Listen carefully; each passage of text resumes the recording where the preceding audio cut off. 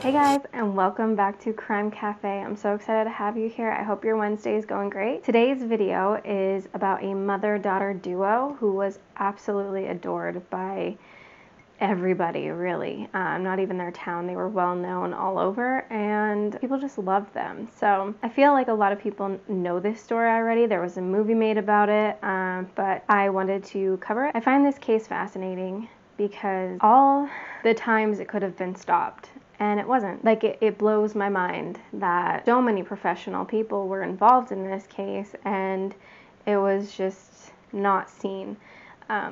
It's just crazy. It's really crazy. If you don't know this story of Dee Dee and GYPSY Blanchard, seriously, it's nuts. So grab yourself a cup of coffee. I have mine, and let's get into today's video. The mother, her name was Dee Dee. Her real name was actually Claudine, but she went by Dee Dee. She grew up in a small town in Louisiana, and she was kind of an awkward child. She was a loner. People didn't take to her really well, and neither did her family. She didn't get along with her family really well at all. She grew up and had to take care of her mom. Her mother was sickly, so she took care of her for a long time until her mother passed away. Dee Dee met Rod Blanchard when she was 24 and he was 17, so she was a little bit older than him, and quite older than him, really. He was still in high school, but after dating for just 5 months, she got pregnant, and Rod wanted to be a stand-up guy and do what he thought was right, and he asked her to marry him, and they quickly got married. So they weren't together very long at all. They hardly knew each other, and there they are having a baby and married. He quickly realized that that wasn't the right thing to do. Separated before the baby was even born, and Dee Dee, being pregnant, she moved in with her dad and her stepmom. She had her baby girl GYPSY on July 27, 1991. And for the first few months of GYPSY's life, everything was great.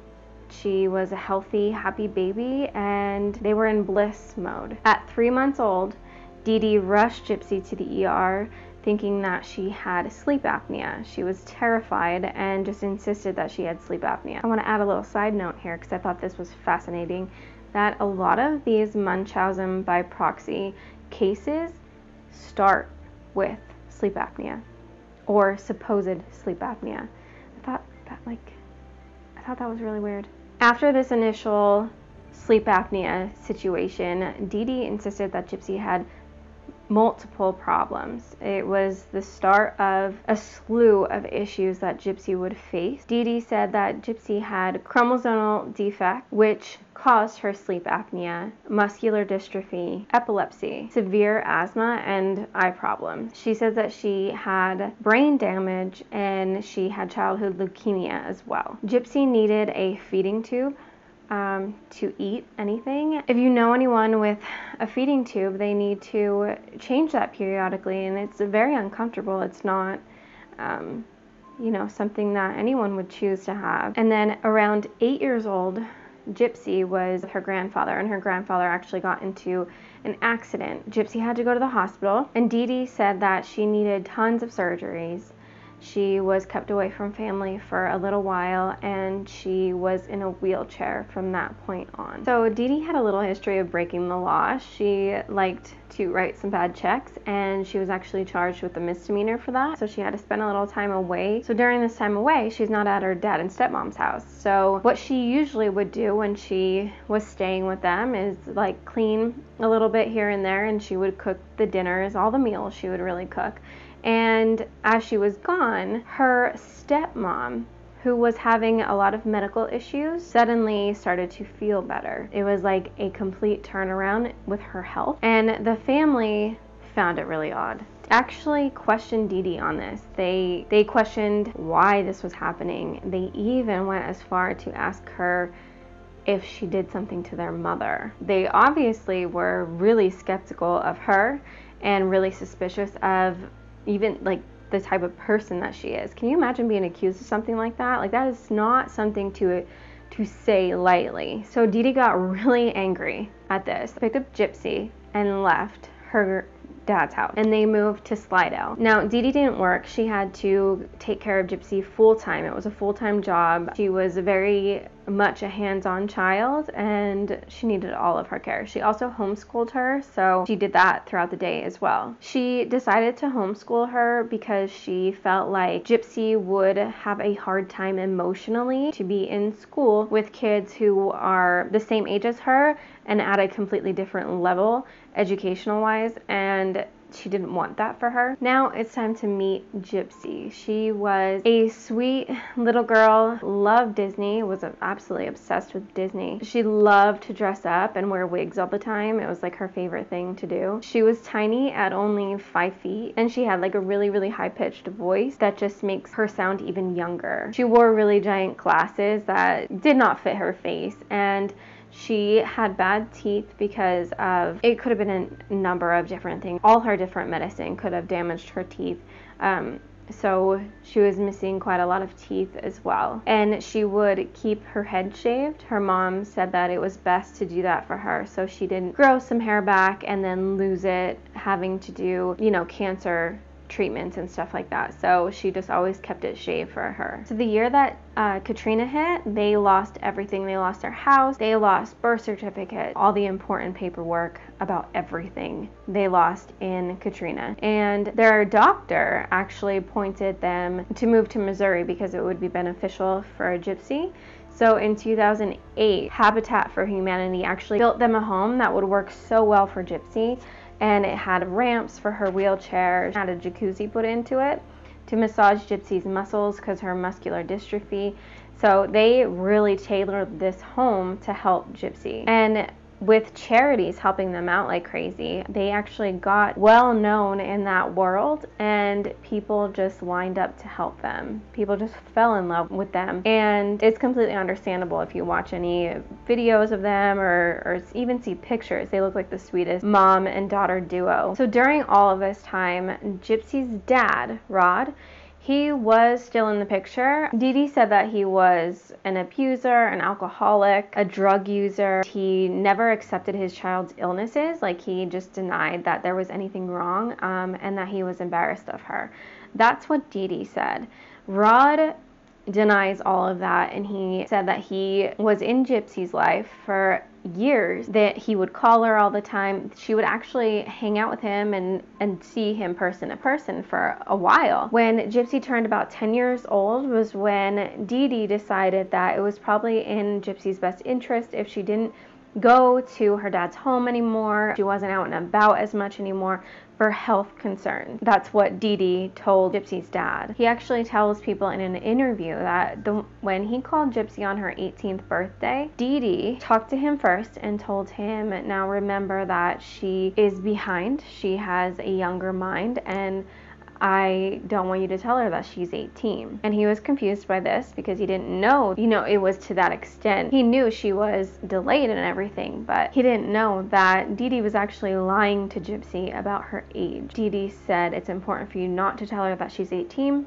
She thinks she's 14, and we're gonna leave it at that. Rod thought that this was weird. He didn't think that it was right, but he went along with it. Now, remember how I told you that they lost all the medical records in Hurricane Katrina? Dee Dee and Gypsy were at the doctor's, and this one doctor that they were going to said, we need to get some records. We need to run tests on Gypsy to have these records of everything, and we can, look back on them. And that's just typical. You need diagnoses. You need to have that in your file, in your paperwork. So he wanted to run some tests on her. He also thought that her legs didn't match with a child with muscular dystrophy. He said like her muscle tone didn't match up to that. He wanted to run a bunch of tests on her, and they all came back fine. Now, this doctor even put in Gypsy's file that he suspects Munchausen by proxy. He told Dee Dee that there was nothing wrong with Gypsy and she would be able to walk. She could probably get up and walk.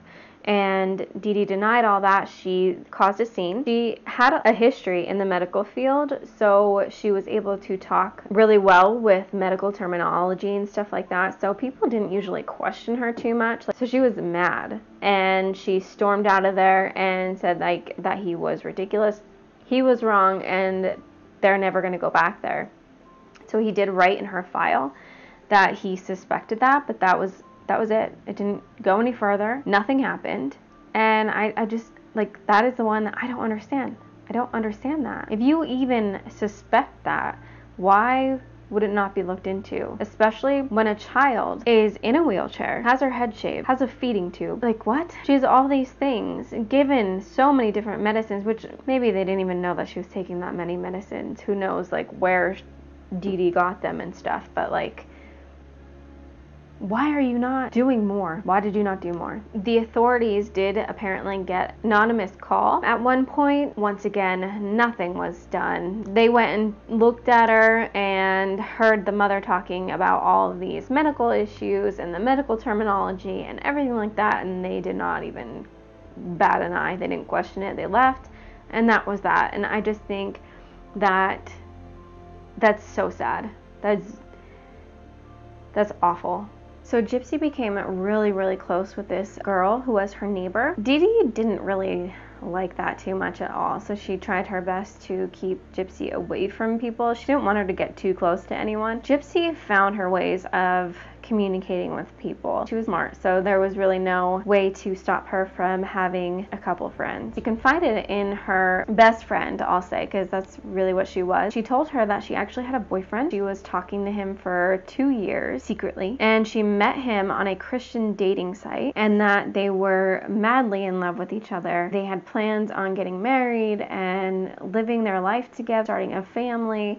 They wanted all of the, all the things that, I mean, girls dream of that stuff. So that's what she was doing. She was planning out her life, and she really, really, really loved this guy, but she knew she was not allowed to talk to anyone. Her boyfriend's name was Nicholas. Like I said, they were talking for 2 years on a fake Facebook account. They had like a joint fake Facebook account, and that's how they communicated with each other. But they did plan on telling her mom because things were getting pretty serious. So they wanted to move forward with their relationship, and they were trying to plan out how they were going to confront her mom and have her meet him and be accepting of this. So they planned out this elaborate scheme on how they were gonna get her mom to like him. So Dee Dee and GYPSY went to see a movie together, and they bumped into Nicholas. He was by himself, but going to see the same movie, and he was sitting by himself, and GYPSY acted like she was, upset for him and felt bad for him. So she was like, I'm gonna invite him over to sit with us because I feel bad. So that's what she did, and he was able to sit with them during the movie, and they really thought that her mom was going to fall in love with him. It was just going to be, they were good to go. But it completely backfired on them, and her mom actually thought that he was kind of weird because of him going to the movies by himself, which there's nothing wrong with that at all. But she found it weird. I guess the movie that he was seeing, she didn't feel like it was appropriate for him to be seeing that alone. I'm not sure what movie it was, but she just didn't like the entire situation, so she didn't like him. So after this happened, and they saw how her mom, reacted to him, and they just realized that it wasn't gonna work. She was never gonna let GYPSY out of her grasp, and she just really felt like she was going to be trapped in that house, in a wheelchair for the rest of her life, not having anyone, and just being, drugged and abused for the rest of her life. She was terrified of that, and Nicholas was terrified of that for her. So they did discuss the idea of the only way around this was to kill her mom. They actually discussed different options on how to make this happen. Suicide. GYPSY thought that it would be way too much work to put in to make it look like a suicide. Poisoning. They discussed this, but just didn't know how to get their hands on any poison. By gunshot. This was GYPSY's idea, but Nick thought that it would be way too loud and alert the neighbors, and they wouldn't have enough time to get out of there. And then the last option was stabbing. Nick determined that this was the best option because she would bleed out faster, and it would be quicker and an easier death for her, and it wouldn't alert anyone, so it was safer for them. So one night, Gypsy and her mom got into a big fight. Gypsy was extremely upset, and she texted Nicholas saying that she was ready to do it. She told Nicholas that she was going to leave a knife, gloves, and duct tape outside the door for him, and she was going to leave the door unlatched for him to make his way in. Nick tells Gypsy to hide in the bathroom and cover her ears, and that he was going to come save her.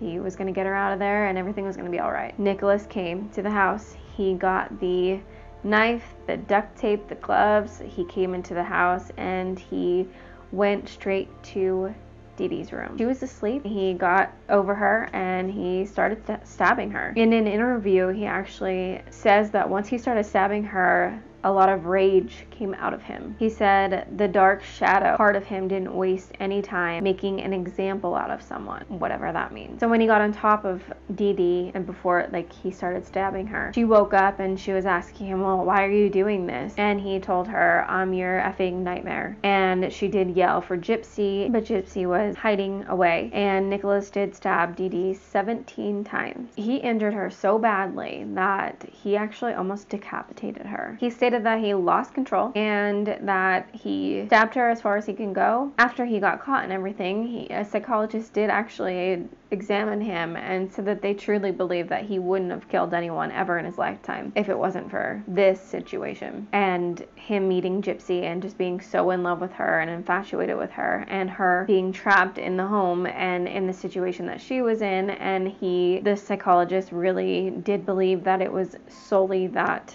reasoning is why he did what he did. But once Dee Dee was killed, Nicholas goes in and gets Gypsy, and they actually go into her bedroom and they have sex. Now, Gypsy later on says that it was forced on her. They took $4,000 in cash and they fled for Nick's house in Wisconsin. So a few days pass and Gypsy and Nick hear nothing about her mom. They're starting to get worried about it, and Gypsy is actually starting to feel bad that her mom's laying there and no one is finding her body. They wanted to put a little nudge in the case, make someone aware of it. So Gypsy had the idea of making a post on her and her mom's Facebook account. They had a joint Facebook account. So on June 14th, Dee Dee's Facebook account posted an update that said, that bitch is dead. Now, they were friends with a lot of people.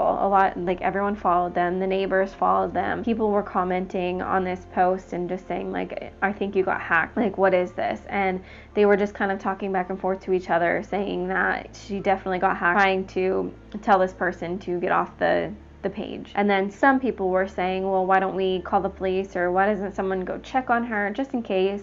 And but it was just hours were going by, nothing was really being done. So another comment appeared that said this. So after that was posted, the neighbors kind of panicked. They freaked out. They were crowding around the entire house and trying to see inside. They were knocking on the door, no answer. The van was still there, so they, where is Gypsy and all of this? They were terrified. So the cops did come, and they had to wait a few hours to get a warrant to even go into the home. So during that time, they were taking statements from the neighbors and everything. Then finally that night, it was around 10:45 at night, they got the warrant and they were able to go inside the home. They could immediately see that Gypsy's wheelchair was in there. They got really worried because they know she can't go anywhere without the wheelchair. And they found Dee Dee in her bedroom. No sign of Gypsy, so they were terrified, worried about her, and they put out a missing persons alert for her. And that's when Gypsy's close friend, the neighbor, came to the police and said Gypsy actually had a boyfriend. So the police, in the meantime, they traced the Facebook post from the IP address of the computer that it was written on. So they did that, and it came back to Nicholas in Wisconsin. So on June 15th, the police officers made their way to Nicholas's house, and he quickly surrendered, and Gypsy was with him. Everyone back home is terrified and so worried about Gypsy. They see her coming out of the house in handcuffs, walking. They did not know that she could walk. They didn't know that she was okay. So I can't even imagine how shocking that would be to see this little girl for years. You watch her grow up, and she's not the little girl that you thought that she was. Some people thought that she was in on a scam with her mom. They didn't put it together that it was, Munchausen by proxy, but they thought that it was just a full-blown scam. The police questioned them both, and Gypsy in the interrogation acts completely shocked that her mom is dead, but the police quickly let her know, like, we know that you know, and she just like immediately confesses. Both Nick and Gypsy were charged with first-degree murder, and the defense attorney, it took months to get Gypsy's medical records back. When they did come back, the prosecutor was called in to make a plea deal. So Gypsy pleaded guilty to second-degree murder, and the judge gave her the minimum sentence of 10 years. And Gypsy has actually said in interviews that she feels freer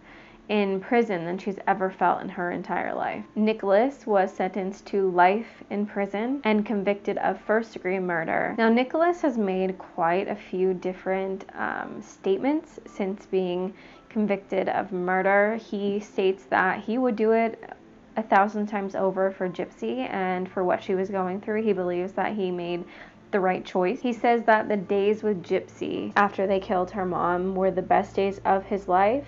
He also stated that he found out that he had a split personality when he turned 18 years old, and he believes that he was a 500-year-old vampire named Victor, and that is his evil side, and that he can feel the angel and the devil sitting on his shoulders telling him, the angel told him to take her and run, and the devil was telling him, no, she needs to die for what she's done. He has no chance for parole, but his next court move is called post-conviction relief. It's a legal procedure that can take place after the normal appeals process ends. So if you make all your appeals and they're all denied, then you can do this post-conviction relief. And it allows a criminally convicted party like him to potentially make a few specific legal claims. And that would be that the court had no jurisdiction to convict him, or that his sentence exceed the max possible for the crime. He feels really optimistic about that. He thinks that he has a really good chance at winning that. So I would love to know how this makes you feel. Do you think that the sentencing was correct? Do you think that Gypsy should have only got 10 years, or do you think that she should have had more? Do you think that she shouldn't have had anything at all?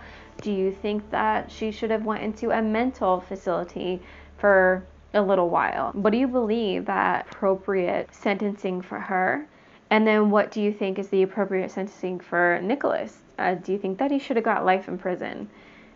Do you think that it should have been less because of his reasoning of why he did it? I would love to know what you believe and what you think. I just find this case so unfortunate. I think it's so sad, and it should have never happened. None of it should have happened. It started when Gypsy was 3 months old, and it's just a sad situation. No child, no person in general, but no child should go through something like that. She was on multiple medications. Who knows what that does to you? And her head shaved, a feeding tube, a wheelchair, it's awful. And the fact that it was overlooked for so long by so many people and so many professional people is just it's completely unnecessary.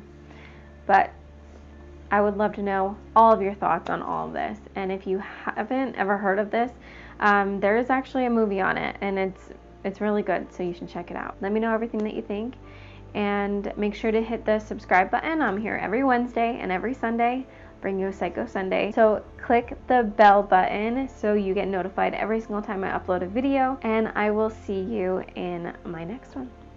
Bye.